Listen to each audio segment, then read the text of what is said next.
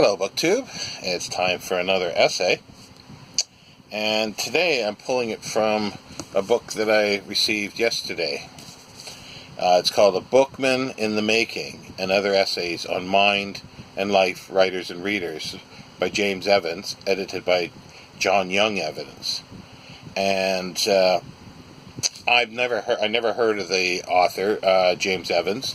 I said today, which I thought it was actually 1954. It's actually 1934, and it's got the jacket.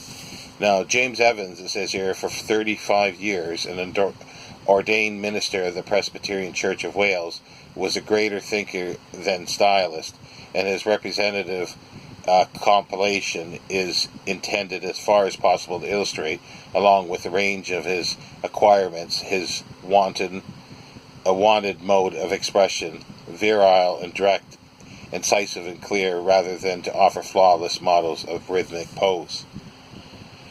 As I say, the jacket is here, so it was a nice surprise to see that.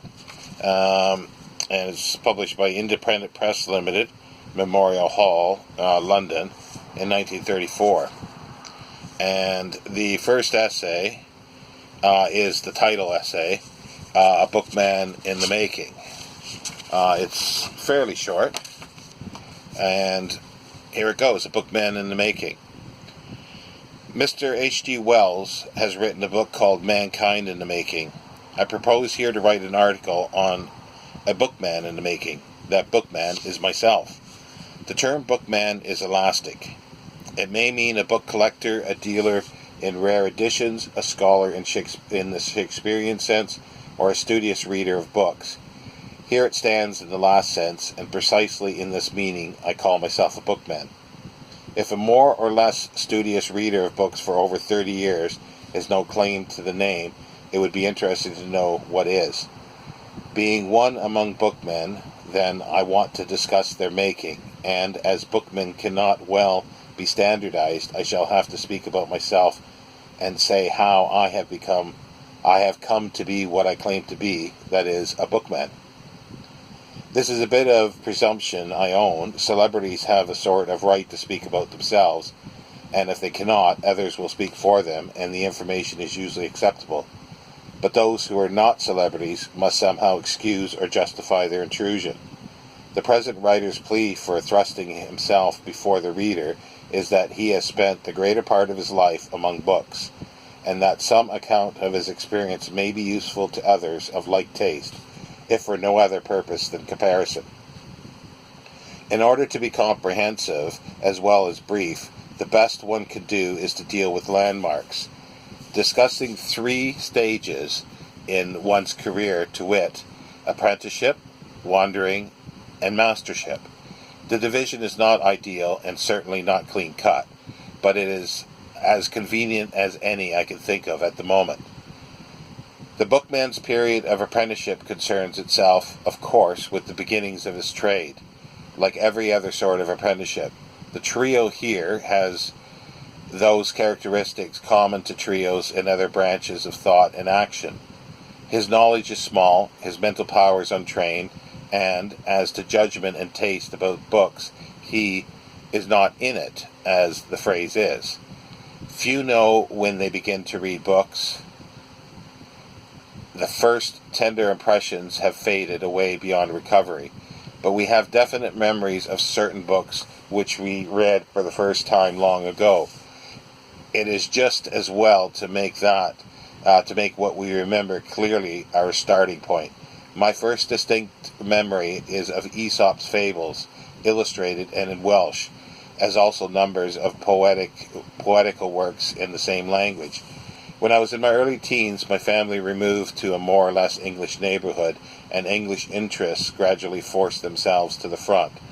Being by temperament a studious boy, I was fond of reading, but having no one to direct me, I read indiscriminately anything that came in my way. Our new home was among the tin plate industries, and the only learned persons in the neighborhood were the parson and the schoolmaster. Though Carnegie libraries were not yet, there was a small library connected to one of the works. Who then gave me the first advice concerning books? It was neither the parson nor the schoolmaster, but an ordinary workman, a tin man by trade. He was a neighbour of ours, and my senior by 15 or 20 years. A man who talked very well about books, and had read several of the English classics. I think he liked talking to me, because, I suppose, I asked him about books and their contents, and showed interest in them. I remember him well, for though he was but quite a young man, he had not a single hair on his head, owing to some illness, I think, and to disguise his baldness wore a double-peaked cap at work, but a wig and bowler on Sundays. These words of mine will not make him uneasy, for he has been dead many years. He, I say, unknown to the world, gave me my first start in the world of books.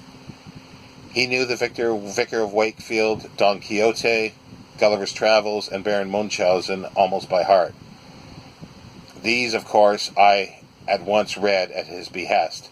He also advised me to borrow Macaulay's essays and Samuel Smiles' books from the Library of the Works. Samuel Smiles enjoyed a great vogue in those days, and I know of no books more stimulating to a young man than the essays of Macaulay. They are the kind of open sesame to the young literary aspirant, and the world of books opens out before his hungry eyes. Shakespeare became an early acquisition through my frequenting a threepenny theatre in the neighbouring town, and he still takes his place right royally among my books. A little book I can never forget in those days was Silvio Pellico's 10 Years Imprisonment, and the author's friendship with a mouse, a thing for tears. An astounding book in the years I speak of was Green's Short History of the English People, marked by its style and its humanism. So far, I did not quite know the bent of my own mind, except that I enjoyed Locke's Thoughts on Education and Dugald Stewart's philosophical essays. Part of the apprenticeship period was spent at college, and here, apart from professional instruction, I read literary books galore, among them 20 volumes of English men of letters, over and over again. The best among them, I thought, were Patteson's Milton and Huxley's Hume. College life ended. I saw the grey walls recede in the distance and turned my face towards the wide world. With this opens the period of wondering, the Wanderjahr. His apprenticeship days are over. The young man goes on his own and strays far behind. He has to gain experience and improve his craftsmanship. I know now the bent of my mind, and my taste and judgment has been pretty well formed, but not more than pretty well. I had to keep abreast of the times in my professional reading, but I had ample leisure to please my own taste and fancy, and in both ways my mind was being more or less disciplined. I was anxious for a symmetrical development of my whole soul, understanding, imagination, and feeling, and would read with this end in view. The sense of fact, scientific fact, came from Darwin's Voyage of the Beagle, from Huxley's lay sermons, and from dabbling in scientific subjects. I fed the imagination with the best available fiction, and with Paul Greaves' golden treasury of songs and lyrics.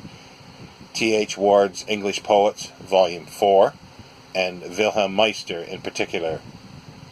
More solid stuff were Church's Oxford Movement, Lux Mundi, Epic Making. Anything by Newman, The Imitation of Christ by Capes, and Law's Serious Call. On philosophy,